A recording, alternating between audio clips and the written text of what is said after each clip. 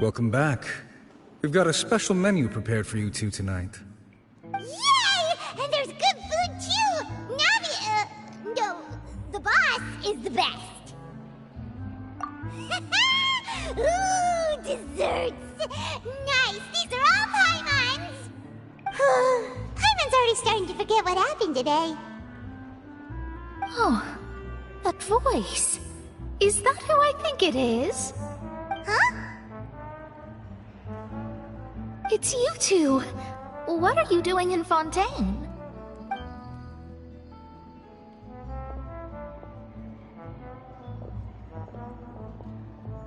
Mona? Seriously, nobody just uses a scry glass whenever they've got time to just see who they'll meet on the road. Still, we didn't expect to see you here. Wait, you're not a Fontanian, are you, Mona? Well, I have some business to attend to here, so I booked a hotel in the city. I was just out for a stroll when I bumped into you. Quite unexpectedly, if I might add. Why did you think I was from Fontaine, though? Is that because Magistus doesn't sound much like a Mondstadter surname? Yeah, let's go with that. Well, I used to have my own surname, which was, well, some other thing.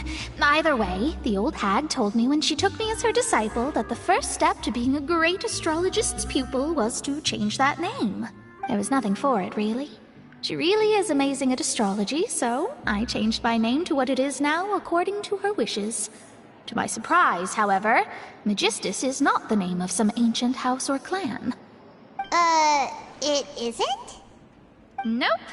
Although it is used by us in place of surnames, it generally just means great. Wow! Imagine including a boast in your name. Wait, are you gonna have to put that into your genealogy as well? I reckon so. In any case, I'd give my disciple a name like this as well, if I were to take one. Astromancer Barbeloth Trismegistus. Whoa, that's a long one. Does it also mean great or something? My name means Mona the Great Astrologist. As for the old hag, hers is, in plain speech, the thrice-as-great Scholar of the Stars. Just take it as a title specific to astrologists. Thrice as great? That's so petty. I know, right? That's just how she is. She used to call herself Magistus, actually, but when she took me in, she changed her name to Trismegistus. Talk about excessive. Magistus is thus the calling card of our school, so to speak, which makes... That sounds terrible! But anyway, you're not Fontanian, are you, Mona? You're from Mondstadt, right? Well, I was born in Mondstadt, yes. My parents migrated to Dorman Port, and I traveled with the old hag for a while, after which I settled down in Mondstadt City. Oh, that's a good thing then. At least we know you won't be dissolved by Fontaine's waters. Speaking of that, I'm sure you're aware that a bunch of things have happened here in Fontaine, right? I know you're not a local, but I'd avoid getting too close to any water that looks strange all the same. There's something ominous about it. Well, the water, I mean. That was the main reason, yes. Just a while back, the Steambird invited me to take part in a panel and speak about the circulation of the prophecy as an astrologist. The invitation was sent quite early on. I don't think anyone expected Fontaine to be in this much trouble. What do you make of that prophecy, Mona? Just tell us what you think as an astrologist. Your word would go a long way to make things more certain and less scary. What I can tell you is that I'm an astrologist, and that this prophecy concerns the fate of Fontaine, even that of all Tevat. Ascertaining this is akin to reading the fortune of the whole world. I'm afraid that this is not something that just anyone can do. If I could do it, you would no longer call me an astrologist, but a visionary. But on the flip side, the prophecy is so huge and powerful that it must surely come from a powerful visionary. Its contents involve the fate of the world. Disregarding it would be a mistake. A visionary? Sounds really powerful and all, but Does such a person really exist? Of course. The old hag could do it, and I bet there are others amongst those Hexenzirkel colleagues of hers who could do something similar. Huh? Are you sure? All right, I'll help you. It isn't often that I see you with such a serious look on your face. I'll tell you once I hear back from her. Thanks, Mona! You're amazing as always! Oh, well, this is something only I can do after all. So yes, your praises are quite welcome. That's the greatest of astrologists for you! Of all the people we know, you know the star's the best! Indeed, indeed. That's the spirit. Oh, sorry. I came to see what all the commotion was about.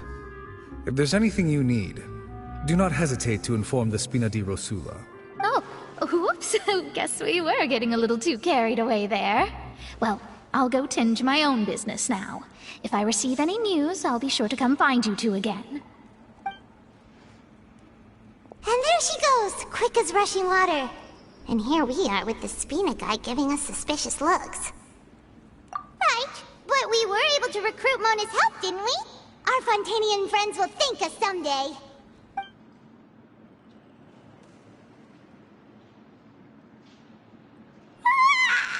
Good morning. To be honest, I'm still feeling kind of sleepy. But it's time to get up, Traveler. We agreed to go see Neuvillette, so let's pack it up and get going.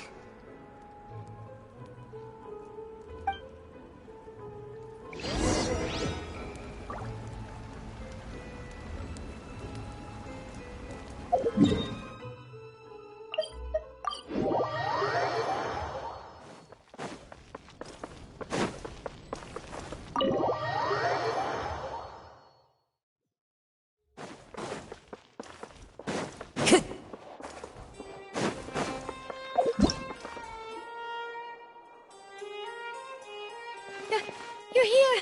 Finally!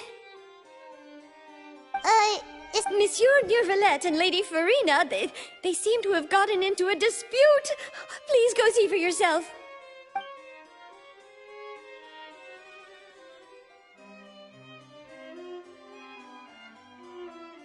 Like I said, I've already explained everything! And yet the problem has not been properly solved. There is little space for excuses between us. It is not my intention to offend you, but please, tell me where you stand. You are the Hydro Archon Focalor, are you not? Look at this. This is a list of the victims from the recent Poisson incident.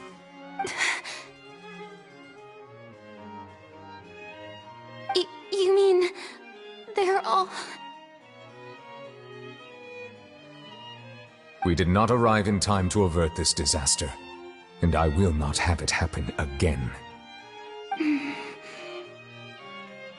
I will say this once more. You must tell me everything you know. Yesterday, I found 3 stone slates in some ancient ruins near Poisson. Do you know anything about those? Seriously? You're questioning me like this is a court case now. I don't know anything about that. But you found them in some ancient ruins, you say? That's correct, which is why I came to ask you some questions. There should have been 4 slates, but one of them was missing. The other 3 feature different images that seem to correlate to the prophecy. The prophecy? The second of these slates depicts the previous Hydro Archon Egeria kneeling before a floating island in the sky, as if confessing something. Do you know nothing of this either? I don't. I've never seen such slates. I'll ask you again. Do you really have no information regarding the previous Archon? My deciphering of the slates indicates that the Hydro Archon Egeria once had to confess to, or apologize for, a certain sin. If anyone would know about it, it should be you. All gods don't have the same secrets, you know. She was herself and I'm me. Is it really so strange that I know nothing? I understand your concerns, but I'm sorry. I just don't have anything to tell you. Forgive me for saying this now, Lady Furina, but I have long known of your various secret investigations into certain matters. There are several indications that you have been investigating the prophecy on the sly. This is not strange in itself, considering that you are the Hydro Archon. But it is strange that you should also claim to not know any of Egeria's secrets, as well as do nothing following your inquiries. You have never been as superficial as you have presented yourself to be, nor are you a fool. And yet, your behavior is very inconsistent.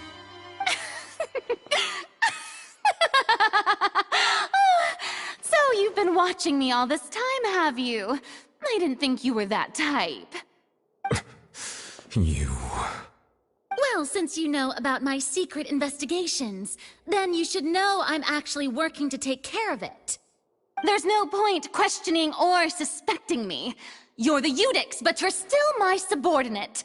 You should be following my lead. Just trust in me, your Archon, and do as I say.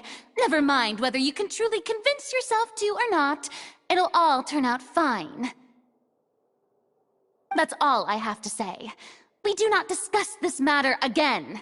Oh, the opera's about to start. Toodles!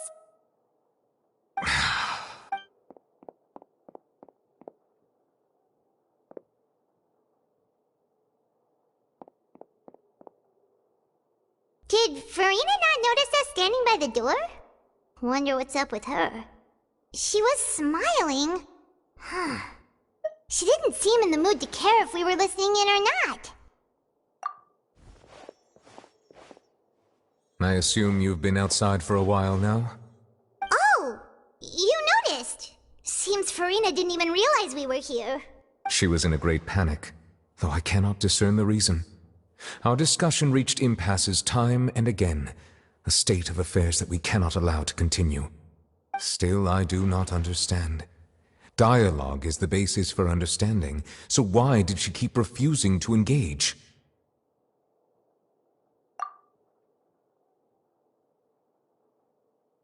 Everyone in her inner circle has noticed that she is hiding some secret. The issue is her attitude. I fear that she will not reveal anything unless absolutely forced to. We may have to create a situation in which she will have no choice but to speak. Oh? Like what? Normally, people will only reveal the truth when standing trial.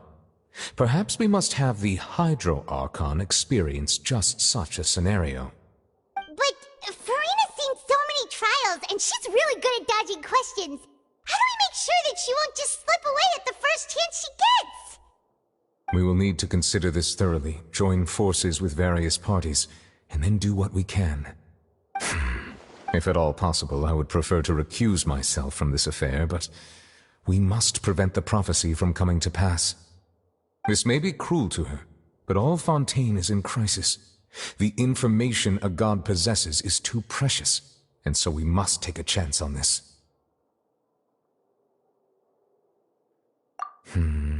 But who will lend us their aid to do such a thing?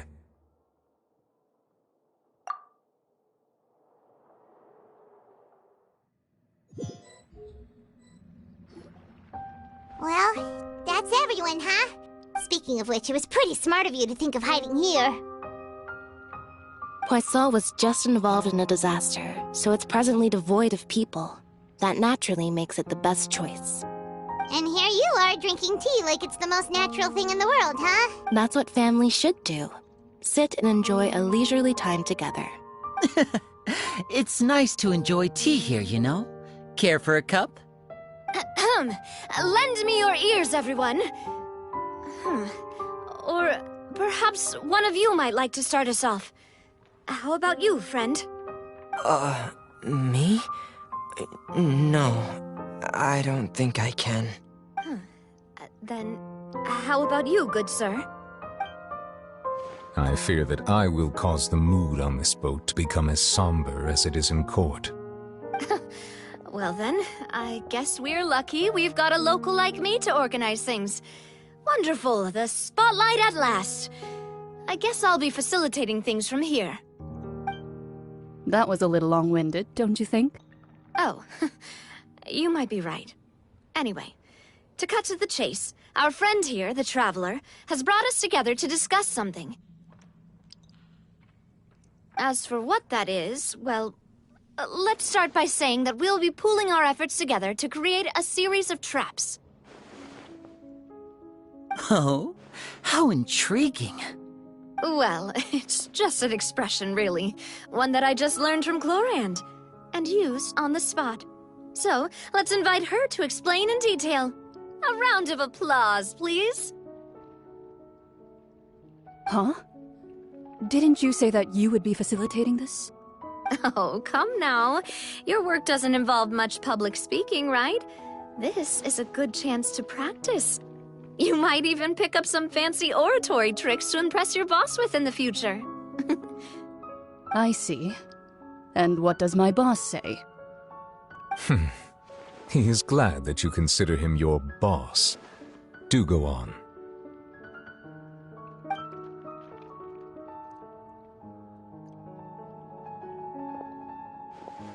In that case, do any of you have experience hunting?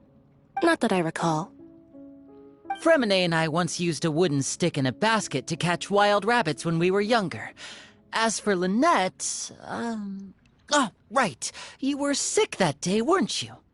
I've also gone diving to catch some fish before. Does that count? I'm afraid not. You may or may not have heard, but Fontaine once played host to a group known as the Marechaussee Hunters. Though that was their name, they did not hunt animals, but rather various monsters left behind by the ancient dynasty of King Remus. Today, Fontaine's monster population has already thinned greatly, so the hunters have blended back into society, taking up arms in other lines of work. They even left a unique methodology of hunting in their wake. A trap comprises of the following components: bait, a trigger, and a containment device. Sometimes a lethal implement will also be necessary to deal with the prey. So, if we were to build a trap together, right now, what would you choose to build it with? For me, I would prefer something basket-shaped. Pigeons and rabbits will see the bait and naturally enter the snare. Our line of work requires a deft hand, and we're some of the best in the industry, so you can count on our techniques. You used some of those techniques while moving the people of Poisson, didn't you? My subordinates mentioned that you even performed some magic for the bawling children. Yes, and I even managed to gather some intelligence in the meantime. I'm quite the multitasker if I do say so myself. I'm afraid I can't claim that as my strong suit. I prefer more stable methods, like placing bait in the water and waiting for the fish to come within reach. That's the kind of method I would count on. Calm and steady. Exactly the kind of person who would catch loads of fish. And I can be their assistant. With discretion, I'm sure. I'd probably use some sort of mechanical animal. Papa once bought me some small clockwork squirrels, mice, and such. When placed in the forest, they can attract others of their kind. I remember that you liked those too, didn't you? I did. And that would be a good way to go about it. If they're realistic enough, animals of the same kind will follow them all the way to the trap. What about you, Monsieur Neuvillette? I fear I do not have any related experience. That makes sense. You usually solve problems directly, without the use of any such tricks. But I do have one more question for you, Monsieur. If we were to create a trap now, how would you design it? I would like for it to be effective, but bring no harm to the prey. A more gentle trap would be ideal. Kind, as always. However, our intention doesn't necessarily change the containment device and the type of implement we need. If we wanted to kill the prey in one strike, we would need a powerful implement. However, that also goes for prey that must be captured and safely contained. Wait, why's that? Only a hunter who's a true expert at subduing their prey can snare it without harming it. The line that divides life and death is often exceedingly thin. So, are we going hunting together? Huh. We hadn't thought of seeing ourselves as hunters. It kinda works, but maybe it's still not the best metaphor. If our means of capturing and dealing with our prey is to put them on trial, then the hunting metaphor is actually quite accurate. But we shall require much more courage than any hunter to judge a god, a being whose seat is an exalted throne. Oh, so that's what's going on. Sounds very interesting.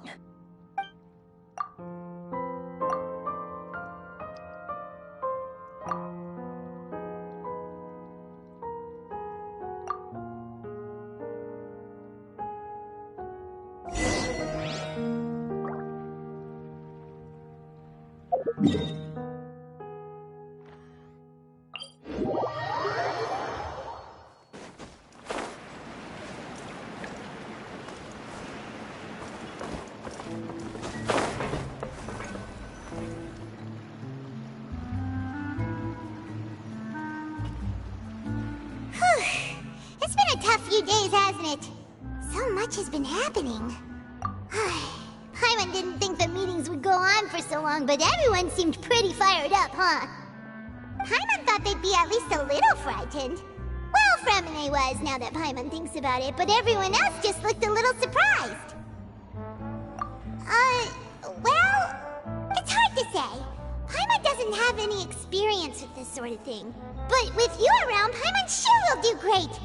After all, you're the most reliable person in the world, aren't you? Did you just pour some tea? Paimon didn't notice you doing that at all. Then what's that? Paimon's never seen that cup before. Don't be frightened. I'm just joining you two for tea. I merely refrained from saying anything till now. Who's that voice? But there's no one here. Aw, have you forgotten me already? Wait, you are familiar. You're the voice we heard from the sky in Sumeru. The voice from the sky, I fear that description is wrong. Though, not completely wrong. You're feeling lost now, just as you were feeling previously. I sensed that confusion and thus came to you. Guiding people is an irresistible hobby of mine, after all. Consider me a passerby, just accepting a commission from my friend's disciple on a whim.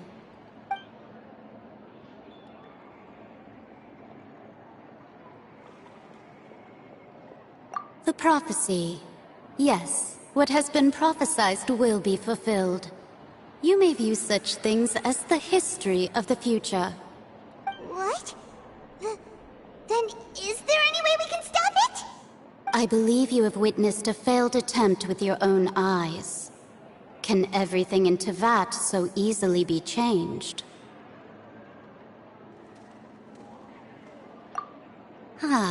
So you've caught on.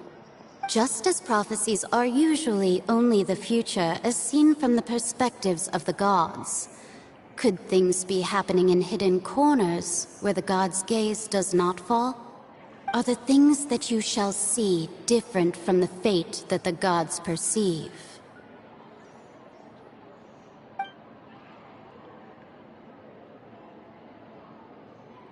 What is she talking about?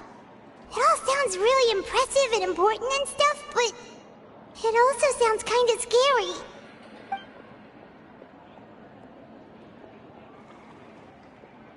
I believe that you understand, right? Some things are insignificant, but others you must reach out to change. Ultimately, fate shall serve as your only guide, no matter what will happen in Teyvat's future. All you need to do is to play your part. This was good tea, by the way. Thank you for your hospitality. Well, that'll be all for today. The voice. It's gone.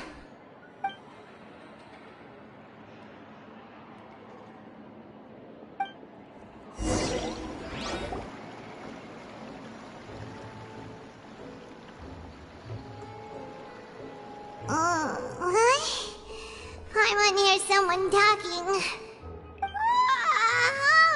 Alright, coming! Hey, it's you who's getting lazy, okay? Well, I see I've walked in on some lively banter. Mona! Fine, just fine. I went to take part in that Steambird panel. It turned out to be more interesting than I expected.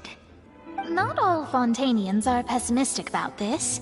One journalist mentioned that sitting around and waiting for the end to come would be wrong, and that they should make their own rescue preparations. I agreed, so we had a brief chat with her. Did she have pink hair by any chance? Why, yes! It was Charlotte. You remember her, right? That daredevil journalist? I'm in full support of her view. Prophecies are very important, but how can people allow their lives to be commandeered by just a few words? That's right! Paimon's glad to hear something sensible for once. Ah, yes. About what we had discussed before. I did try, but I'm afraid I couldn't reach the old hag. I'll try again tonight, but I wouldn't get your hopes up. Huh?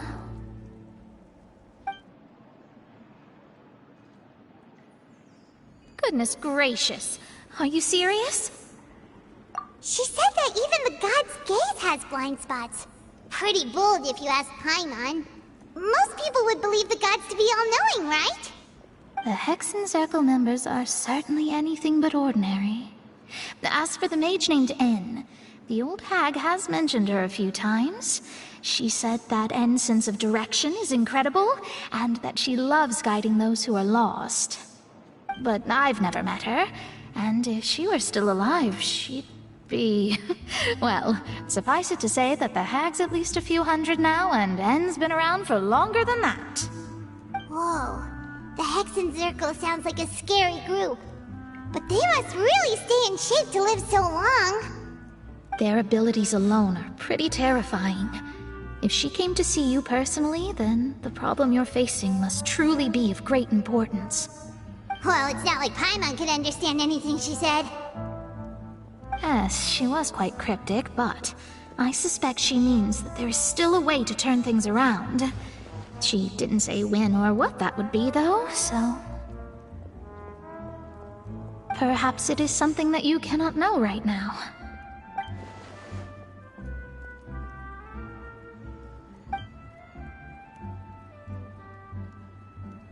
Traveler, Paimon, are you two all right? Oh, we're fine. We're just a little down right now. It kind of feels like the end is coming, you know? I see. I feel that same sense of desperation, too. I guess you could consider me someone who has often witnessed fate. So far as I have seen, it cannot be swayed. But even so, I still hope for, and believe in, miracles. Astrology is eternal and rational, but fate may not be. It is cruel, but it can also be beautiful. Perhaps that's what N was trying to tell you. Not to lose heart, and to believe that what you are seeing playing out before you is not yet set in stone. I did originally think of steering clear of all this, but I couldn't. Even if this is all futile, I still wish to help everyone. If we don't struggle to the last, then how can we face the end when it comes? Huh. You do have a point. There I go, talking about astrological principles again. Sorry about that. The moment I start talking about work-related stuff... I need to get going. It was worth trying to comfort you, even if only a little. I believe that you'll help those who are struggling in the same way I did. I suppose that might be why we always seem to meet by coincidence. Paimon feels kinda moved by what Mona said. But also kinda sad, too. Hey, Traveler. Paimon suddenly feels like going outside for a walk. Let's go. Let's walk around the city, shall we? There's a few spots we always like to walk by.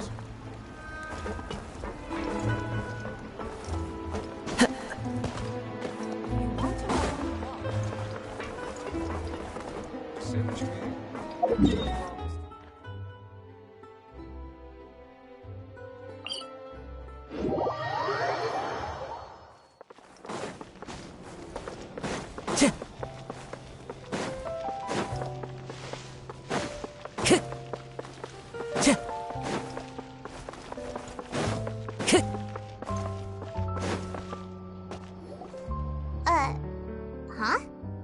Our names are written in this newspaper. What's going on? Let Paimon see! The underwater stronghold, the Fortress of Meripede, has continued in its noble autonomy, but that does not mean that others cannot interact with it. My recent attempts to enter the fortress bore little fruit. Huh. Guess Charlotte still hasn't given up on that. Thus, did an Outlander friend become the focus of this report, a blind adventurer with their white fairy legends trailing in their wake. It is said that this mysterious traveler once visited the underwater fortress. So while the fortress's interior remains a mystery behind closed doors, do not fear, for the tales of the traveler contain surprises in spades. Journalist Charlotte's biggest scoop yet, the Traveler's Trail, World Walker. Huh. Charlotte took so many awesome photos of us and we never even noticed her! She hasn't been able to get a hold of anything at the fortress, so since we're easier to find, she's using us as the subject matter instead? Ugh, seriously? Well, fine. Those headlines and photos do look cool, so Paimon will forgive her this time.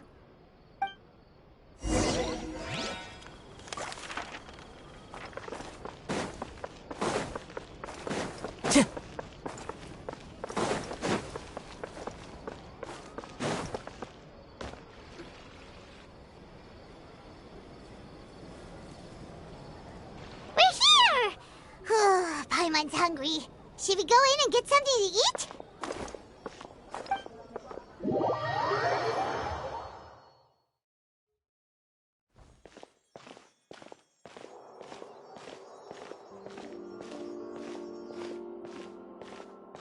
Hey, quick! Look! That's the limited edition, only 16 slices a day cake! It was so delicious the last time we tried it! Despite the tense situation we were in, let's give it another go. Paimon's sure it'll be great. One slice of cake, please. Someone showed up after all. Oh, wait, you're the one from the Palais Mermonia. Oh, are you here to buy cake too? It seems Monsieur Neuvillette was right. You really can eat. Wait, did he really say something like that? That's right. Even he has his own preferences when it comes to food. As for me, I love the cake and coffee here. Do you come here often? Usually every day. Every day? It's part of my daily schedule, apart from work. I shall have my cake and coffee. Then what if someone told you one day that this place would be closing soon, and you wouldn't get to eat cake here anymore? What would you think? But why would it close? Well, Paimon doesn't know either, but maybe the waters will rise tomorrow. You know, like in the prophecy. Oh, the prophecy. To be honest, I haven't paid much attention to that. No, still, even if there'd be no more cake tomorrow, that wouldn't keep me from having some today.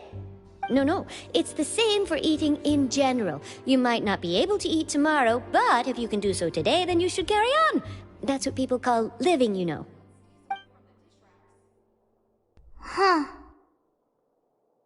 Don't be sad. Excuse me, could I have 2 more slices of cake to go? These 2 slices are for you. Sijuin said that this kind of expression you're making is what humans call being sad. Oh, you know Sijuin? I sure do. She was born before me, and she sometimes comes to the surface to teach us things about humans. She said that humans are creatures that are saddened easily, yes, and you can only lift their spirits by feeding them delicious food. So please try the cakes here. I've got something else to do, so I'll be going now. You two try to stay in a good mood after eating, all right? Bye!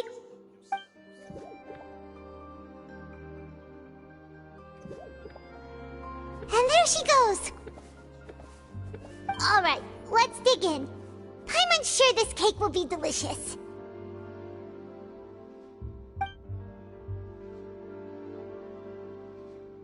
It's more delicious than last time!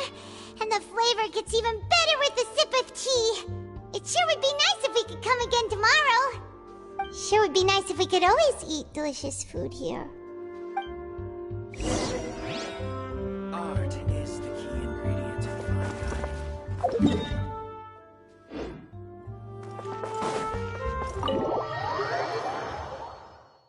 Oh! We're near the Steambird office! Let's go look for Charlotte and have a chat.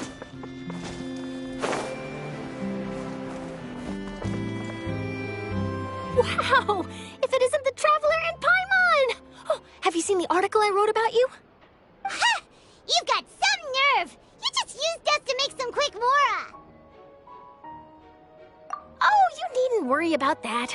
I heard that you were in Poisson some time back, so I sent you a letter to discuss just that. It appears you didn't receive it, though. It's all right, though. I've set aside the amount intended for you. I've even set the table with some food. Really? Oh, you're the best! You're almost a little too easy to win over, Paimon. If I were a journalist with ulterior motives, you'd be in trouble now, you know. Oh, Paimon knows you're not like that. Still, what brings you here all of a sudden? Were you looking for me? When Mona mentioned you, we thought of coming to see you at work. I see. It seems you've already bumped into Mona here in Fontaine. So she mentioned me? What did she say? She said that you're a real daredevil of a journalist. Nice.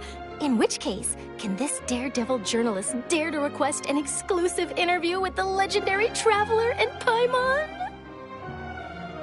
Huh? So your article in the paper today doesn't count? Oh, of course it doesn't. That was more like live photography. What I'd like to do is dive deeper and ask you to talk about the things you've seen and experienced. Yeah, are we even qualified enough? Why not? If I say you're worth an interview, then you're worth it. But not right now, of course. I'll need a few days to prepare. Oh, in that case, we'll just chat when you have the time then? Oh, so that's a yes? Ooh, splendid! I'll tell the editor-in-chief immediately. I'll have to apply for lighting, a venue, some props, and... Whew, so much to get done now. Talk to you later. Wait, Charlotte, Paimon's still got a question for you. And what's that? If, just for example, Fontaine were to be flooded tomorrow, what would you do today? Huh, that's the prophecy you're talking about, isn't it? I mean, I do hear about it often, but I've never once thought that the day could be tomorrow.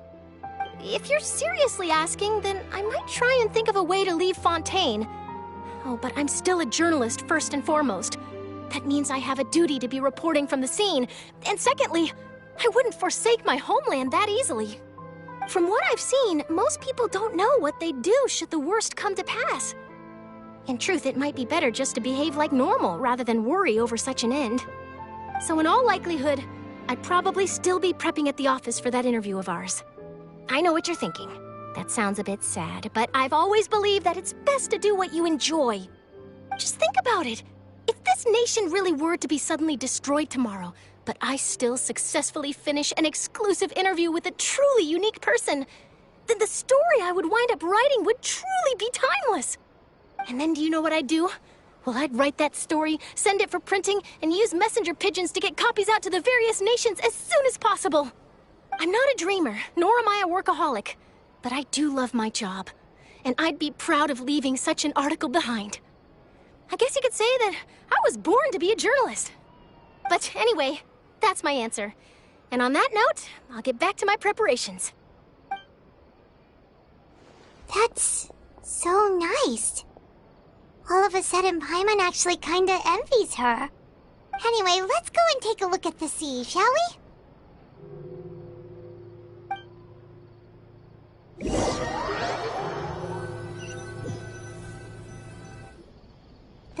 stories and scenery can be a pretty soothing combo, huh? Paimon's been thinking. If it wasn't Fontaine, but all of Tevat that would be destroyed tomorrow, where would we go and what would we do? No, Paimon should ask, if you could choose, what would you like to do?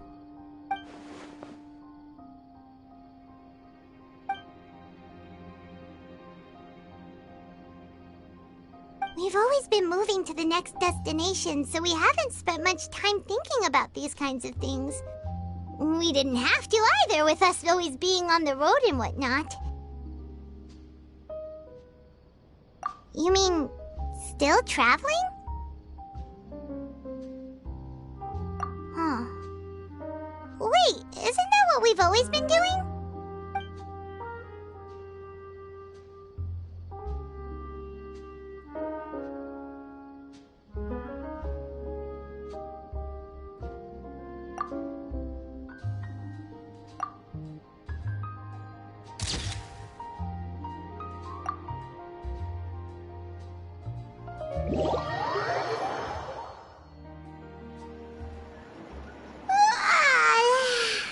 Feels like you'll grow mold if you stay here long enough.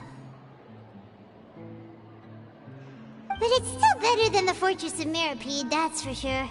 It's not only damp there, but salty too.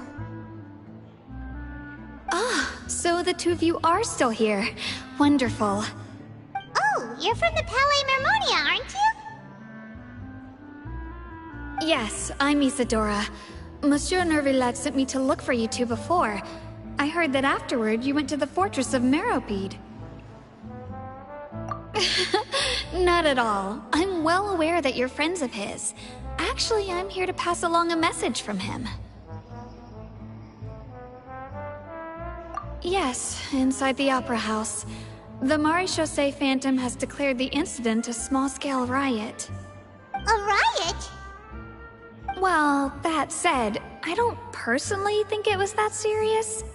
Lady Farina was watching a performance at the Opera House, and while she was resting during an intermission, some other audience members suddenly started harassing her, loudly accusing her of doing nothing about the prophecy crisis.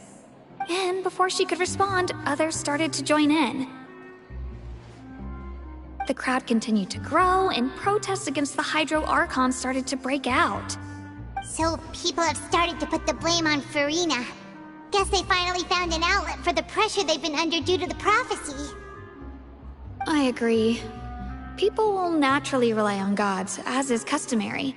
But the moment people feel threatened, gods are also the first to be blamed. So what happened after that? Is Farina okay? Seeing that the situation was spiraling out of control and that further argument was pointless, she claimed that she'd gotten tired of this and left in a hurry. The Maréchaussée Phantom had their hands full maintaining order and did not catch where Lady Farina had gone.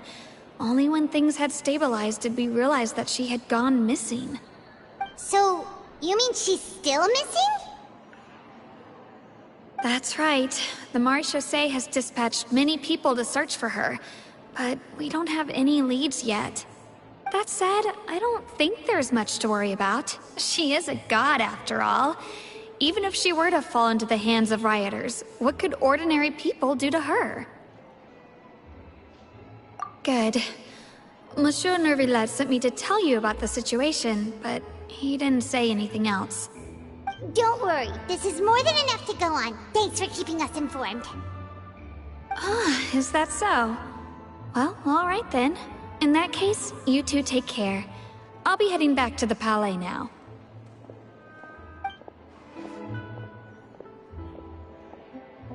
Well, sounds like we should hurry over to Poisson then. If we know Farina, she won't try to fix things in this situation. Instead, she'll look for a place to wait out the heat. And, as we also know, she may be loud and dramatic, but she doesn't have a heart of stone. When Neuvillette was talking to her in the Palais Mermonia, and she heard about Poisson, she couldn't hide her sadness and remorse. It would be hard for her to ignore being accused by the public today. Paimon thinks Furina's probably taken the opportunity to slip away to Poisson and try to relieve the sense of guilt that she's feeling. Huh. Well, what do you think? Paimon knows the answer, of course, but Paimon can do the analysis to back it up, too. Cool, huh? In that case, there's not a moment to lose. Poisson, here we come!